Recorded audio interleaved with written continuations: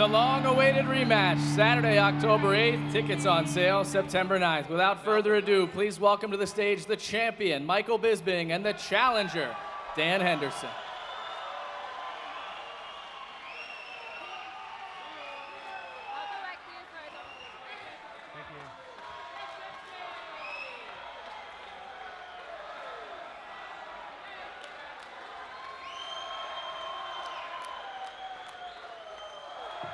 What's up, guys? With that being said, let's go ahead and get the first question. John, if you go ahead and stand up for us. Dave, I guess just to be clear real quick so we all know, that's it, right? No more surprises or more events. That's the Take a bow, Dave. That was good. Thank you. No, that's it, John. Okay. But don't be surprised. No, that's it. Fantastic. All right, we'll start with the champ, please. Mike, obviously you've worked a long time to get here. I want to know, just how have the last months played out versus your expectations? How's it compared to what you thought it would be? Yeah, life is good. I'm the champ. People call me champ, and, you know, it feels good. Not gonna lie. Life is good. Shut the fuck up. Fuck it, I'll give you something to boo. When I knock this asshole out, you can fucking boo that. You can fucking boo that. Sit down. Come on. Quiet down, guys. We've got a press conference. Well, Mike, I mean, this fight makes a lot of sense for you, obviously. Yes. But it kind of came out of nowhere, but it does make sense to you. Let me ask you, how much has UFC 100 stuck in your mind over the years? I mean, how often do you think about that result? You know, UFC 100 was a long time ago. I just recently watched that fight back, and I cringed watching it. It was a terrible performance. God bless Dan Henderson, he got the job done on that night.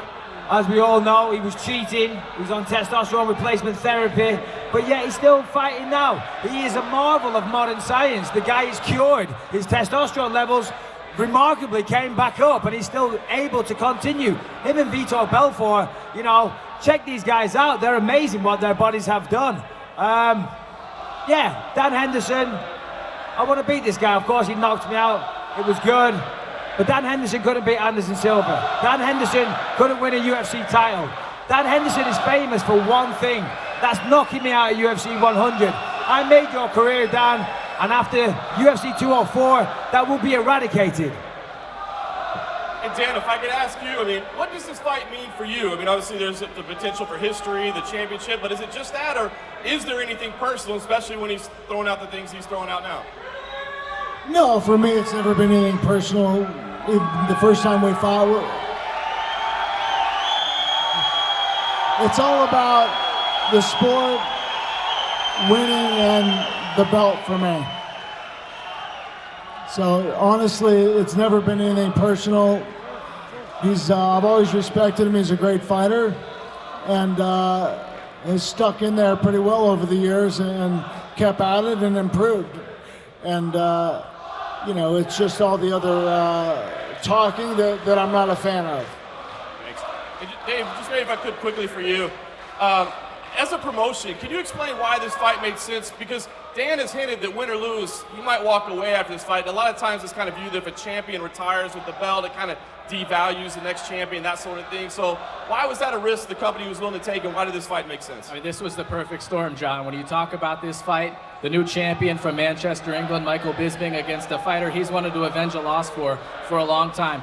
Dan's an icon in this sport, and at 46 years old, he's in a resurgence. So this was a fight that made a lot of sense for the local market we're going to. And John, let's be transparent here. Anytime there's bad blood, it always sells. There's going to be some sore heads tomorrow. Mike, I don't know if you can hear. I can hear. You can hear? Got you. Dan Henderson has said, Mike, that he's going to retire, win or lose. You believe him? Listen, I've got no ill will towards Dan Henderson. You know, I wish him all the best. This isn't personal for me, this is business. But Dan Henderson is not going to win this fight. We all know this. He ain't going to win. He's a one-trick pony. He's got a right hand. He's old. He's slow. I'm too fast. I'm the better fighter. God bless him. Good for him. He's had a good career. We all know he ain't going to win this fight. So you think this will be his last fight? It will be his last fight for sure. How do you feel about the fact that the main event fight will take place at around 4 a.m. local time? We've done this before in Manchester. Not the UFC, but boxing. Ricky Hatton fought Costa Zoo. You know, the place was buzzing. It was sold out. You know, it's good, it's cool. I mean, I get it, we've got to cater to the American audience. You know, it kind of sucks in some ways, but it's different. It's cool. I have no problem. And one last thing, Chris Weidman said recently that he feels embarrassed telling people that you're the champion of the division he was once champion. What's your response to that statement? Yeah, I think Chris Weidman should be embarrassed that he got his ass kicked off Luke Rockhold, the guy that I knocked out in 2 minutes, incidentally. I think that's what he's embarrassed about. Chris Weidman, you know, I mean, for a guy that spouts on about Jesus and all this, he needs to take a good long look in the mirror because he's kind of acting like a dick these days. And Weidman, win a fight, and you'll get yours, don't worry. Question for Dan Henderson. Dan, on the same night that Michael won the middleweight title, you finished Hector Lombard in one of the most spectacular finishes of your career. Did the manner in which you ended that fight answer any personal questions for you might have had about where your career was going or what you had left in the tank? No, I mean, for me, I knew that I was always capable of doing that at any given time. It's just a matter of putting it together. You know, and Hector was a dangerous guy and has shown that in the past, so I was just very thankful to have it in that fashion. And, you know, I think a good part of the reason why this fight is happening is because I did that night and Michael was able to knock out Luke Rockhold that night. It kind of stars had to align to make that happen, and I'm just thankful to have this opportunity to get the belt again. You've hinted that win or lose, this could be your last fight. As we sit here today, where are you at on that? Are you committed to that idea, or do you reserve the right to see how the fight plays out, take it from there? No, I've said that win or lose, this is my last fight. So I'm very stuck on that. I have no desire to go on afterwards. Win or lose, obviously I'd like to finish with that belt. That would be an ideal ending for me, but you know, I'm ready. And one question for the champion. Michael, the first time you guys fought, that was all the way back at UFC 100. You started out the press conference by admitting yourself you thought it was a poor performance by yourself. How would the Michael Bisping of 2016 fight that fight differently back at UFC 100? In that fight, I was very skittish. You know, I wasn't committing. I was on the back foot constantly. It was just a bad performance and a bad game plan. I was overtrained. Listen, you know, I'm not trying to discredit it. God bless him, good for him. He got me good. You know, what can you say? It's part of history, not bitter about it. You know, it is what it is. This is it's a tough sport that we're in. He got me good. And, you know, I get a chance for revenge. Thank you. Question for Dan. Dan, I want to build on that a bit. Let's say you catch Michael with a similar right hand that you did at UFC 100, and the referee is slow to dive in there as he was at UFC 100. Do you follow up with a flying forearm like you did back then, or do you let him be this time? No, honestly, I've done that before and after him. It was nothing personal at all. It was no reason other than to make sure the fight was finished. There's been fights where I haven't followed up like that and the fight went on, and you never want that to happen. And you don't know for sure how quickly a guy can recover.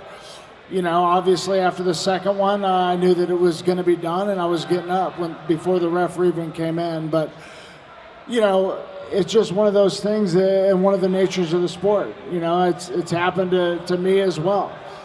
You know, it is what it is. Michael, follow up to that. Do you believe him? Do you believe what he's saying there? Listen, in this sport, you keep going until the referee drags you off. I had no problem with it. It is what it is, you know. I mean, we signed up for this business. I got knocked out. He followed it up. You know, job well done. We can sit here and we can ponder as to whether or not he'll do it a second time. It ain't going to happen a second time. He ain't going to land shit. I'm going to be all over the place, too fast, pick him apart, finish him in the later rounds. Yeah, follow up, Michael. Michael, how much do you think the support in Manchester is going to benefit you on fight night? Every time I fought in the UK and in Manchester, the crowd have been absolutely fantastic, and I want to thank each and every one of them that's followed my career. Thank you guys, make some noise, and I expect no different this time. Listen, Henderson's, you know, he's a legend in this sport, so, you know, I'm expecting the MMA fans to give him some support as well, and rightly so. Yeah, of course I'll be the favourite, and I'm excited for the atmosphere there. Just one last one. This is for Dave, actually. A lot of the talk back home has been about what's going to be the co-main event. Can you give us some idea of what we're looking at here? Are we looking at putting on another title fight, or is it just going to be another feature bout? So right now, the fights, Jim, that are done, Vitor Belfort versus Gegard Mousasi is the co-main event. Oven St. Preux versus Jimmy Manoa. Stefan Struve versus Ruslan Magomedov. Andre Martins versus Leonardo Santos. Brad Pickett versus Iori Alcantara, and Davey Grant versus Damian Stasiak. More fights to come over the next 7 to 10 days. Thanks, Dave. Hey guys, Ron Crook with Inside MMA. I'd like to start with a question for Dan Henderson. Dan, you set the record straight. You said that win or lose, this is it. You're going to retire after this fight. Is it more mentally? Is it physically? Can you give us just some insight on how you came up with this decision? You know, I don't know. It's just physically, I feel like I can keep going for another couple of years, but it does tax on you mentally, as you know, as you get older. As I've gotten older, it's been tougher to get through training camp as healthy as I want and in as good a shape as I want. So mentally, it's tough, but honestly, it's just it's time. You know, I'd like to spend a little more time with my family and kids, and not miss as much stuff as I'd like because I'm having to train or off at a fight somewhere. But you know, I've loved this sport for a long time, and I've been blessed to have had a career as long as I have, and you know, turning 46 next week, and you know, I don't know, how much more would you like to see me? Well, happy birthday. I'm sure the fans would like to see you a lot more. Dan, it's very rare that a fighter or athlete in any sport can go out, number one, still on the top of their game, but also making that decision to walk away from it. Was that a consideration too, that hey, this is your choice and now you can move on to a new chapter in your life? Yeah, honestly, I was ready to move on after the last fight, and just depending on what opportunities I had, and obviously this is an opportunity that I wouldn't pass up, and you know, I feel good about having this fight be my last fight. Win or lose, I'm going to make sure that I give everything I have and make sure that I have no regrets. And you know, and that's all I can do in life and in this sport. And I'm going to make sure that I take full advantage of this opportunity and put him on his ass again. And then one quick question for the champion, Michael Bisping. Michael, as you come into this title fight, you've worked long and hard in this business to capture that belt. You're facing in your first title defense a guy who's ranked number 12. Is this a situation where you have a lot to lose and not much to gain? Talk about that. Yeah, of course there's a lot to lose. You know, I'm very proud to be the world champion. I plan on hanging on to this for a long, long time. Me and Dan have history. There's a story there. A lot of people want to see it. The reaction to the fight when it was teased on social media was very big. So, you know, I get a chance for revenge. I get to get that one back off Dan. And if I lose, yeah, of course, come on. It doesn't matter who it is. If I lose, I lose. I lose the belt. Simple as that. So that's not good. So regardless of the opponent, I got to win this fight, regardless.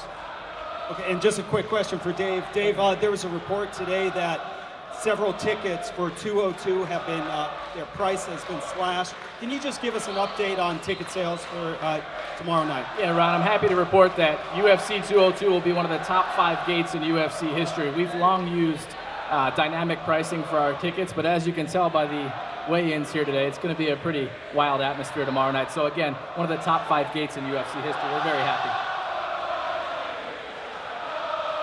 Question for Dan. At UFC 199, you're in the back and you watch Michael finish Luke Rockhold. Did you immediately start thinking, like, now that he has the belt, I want to rematch him right now? Or how much did it take some time to get to have that thought? No, honestly, it didn't cross my mind at all. I was shocked that it happened and that he finished Luke in the way he did. But you know, and that was it. It wasn't. Well, I guess it wasn't too long after when I had friends and everybody else telling me I should fight him again or have a rematch. And even then, I honestly didn't give it a whole lot of thought. You know, it wasn't until steam started building with all the fans asking for this fight and this rematch mostly on social media that I thought, well, maybe there's a chance that it would happen. So again, I think that this fight is for the fans, and I'm going to make sure they get their money's worth out of this one.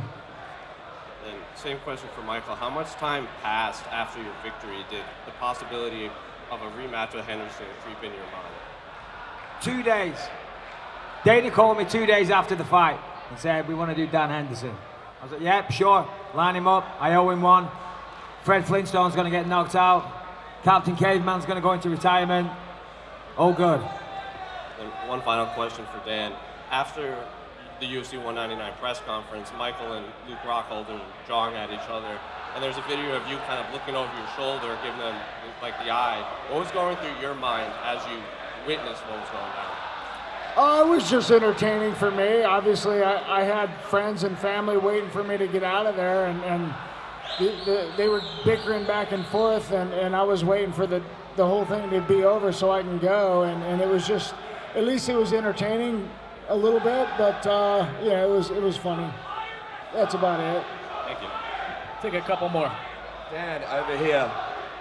You obviously beat Michael Bisping at UFC 100. You mentioned you're a little bit older now and you're close to retirement. Where are you physically and mentally compared to where you were when you beat Michael Bisping then? Physically, I feel great. You know, I've had a great last couple of years where my body's feeling really good. And, you know, mentally, I've always been right there where I need to be. So that's never been an issue. You know, I've improved since then. I'm sure he's improved a lot since then as well. And you know, but my power's still there, and I think I've proven that over the last couple of years. And you know, it's just a matter of making sure I put it in the right place. If you do beat Michael and become the UFC champion, would that be your #1 accomplishment in your career? You've had some big wins over huge names. You've won a championship before.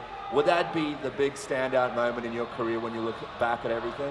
Yeah, I'm sure it'll be very memorable, and it'll definitely stand out. You know, I can't say if that weighs more than the winning the second Pride belt when I had that. You know, but it's definitely be right there with it, and you know, for me, it's the last goal that I had for myself in the sport, and to finally be able to accomplish that's going to be, you know, a great way to finish my career. And one for Michael. Michael, GSP has re-entered the USADA testing pool. It's a fight that a lot of people are talking about. If you do beat Dan Henderson, is that a fight you'd potentially be looking at? Yeah, why not? GSP wants to come out of retirement. If he's finally grown a set of balls to come and fight again, beat Anderson Silva, beat Dan Henderson, beat Lou Rocco, beat GSP. Yeah, why not? Of course. Cool, thanks, guys. All right, with that, guys, UFC 204 Saturday, October 8th. Tickets on sale September 9th. We're going to go ahead and square them off.